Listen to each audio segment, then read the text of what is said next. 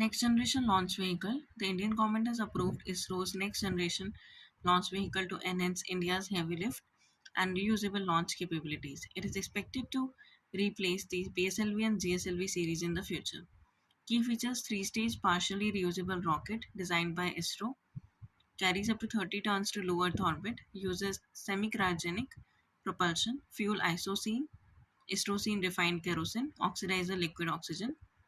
Application: launch of communication satellite, deep space missions, human spaceflight and cargo transportation.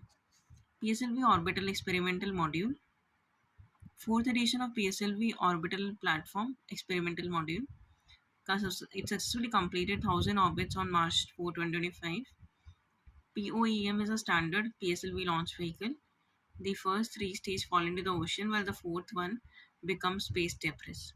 POEM repurposes the PS4 stage as a stable experimental platform instead of leaving it as debris. Equipped with navigation, guidance, and control system for stability, it uses solar panels as lithium-ion battery for power, includes sun sensors, magnetometer, then gyroscopes and NAVIC systems for navigation. Control using thrusters powered by helium gas and can receive telecommands from Earth. It looks like this. Then let's come to polity. Article 13 has been given a wide connotation. It includes permanent laws enacted by parliament or state legislature, temporary laws like ordinances issued by president or state governor, statutory instruments in nature of delegated legislation, executive legislation like order, bylaw, rule, regulation, or notification, and non-legislative source of law, that is custom or usage having force of law. Thus, not only a legislation but any of the above can be challenged in the court as violating a fundamental right, hence can be declared as void. Further, Article 13 declares that a constitutional amendment is not a law, hence cannot be challenged.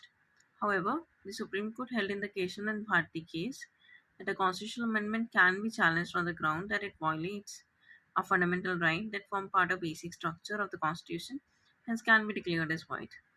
Most of the fundamental rights are directly enforceable, that is, they are self-executory. While a few of them can be forced on the basis of law made for effect to them, such a law can be made by parliament and not by state legislature, so that uniformity throughout the state country is maintained. It is given in Article 35. As you know, fundamental rights are defended and guaranteed by Supreme Court. Hence, agreed person can directly go to Supreme Court, not necessarily by way of appeal against judgment of High Court. Right?